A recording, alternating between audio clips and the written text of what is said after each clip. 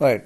Um, I want to spend one more video on moment of inertia, and then we'll move on to tau equals I alpha calculations.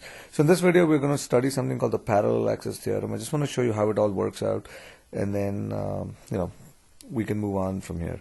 So consider some extended object, okay, of some random shape like this, and let this be the center of mass, center of gravity of this object. Okay, and let's say that we know that that if for an axis that passes through the center of mass of the object, the moment of inertia is ICM.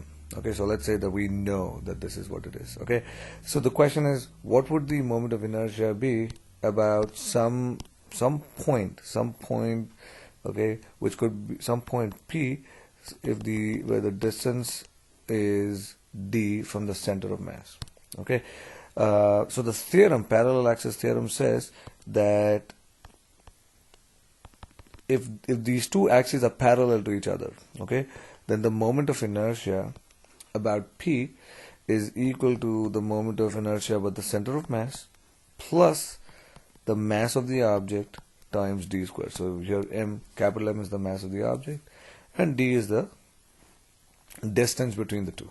Okay, so let's apply this in the case of the rod. Now, if you look at the previous video, there I told you that the moment of inertia for the rod about its center of mass is 1/12 ml square, but about one end of the rod it is 1/3 ml square. So let's see if this theorem gives us the correct value.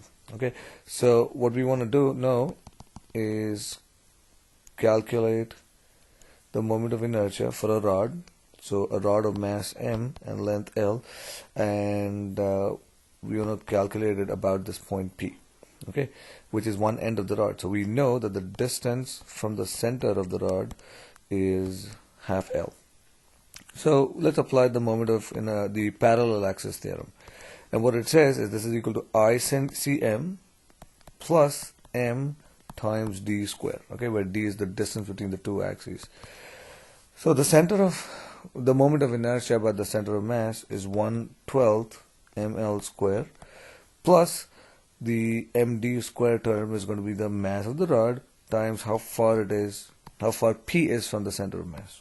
So we square it, and we get 1/12 ml square plus 1/4 ml square, and 1/12 plus 1/4 ends up being 1/3 ml square. So this gives us the formula that I just told you earlier. Now, of course, we can calculate this using calculus, but this is a very neat little theorem that allows you to make these calculations. Now, you can repeat this in the case of any other shape. Let's take a ring, okay, and let's say that this ring is pivoted at some point P, and it can basically spin about this point P. Okay, what is the moment of inertia about P? So at this point, what I would recommend is, stop watching the video, do the calculation yourself, and then come back and verify your answer. Okay. So hopefully you've done that. I'm going to use once again my formula, ICM plus m times d square.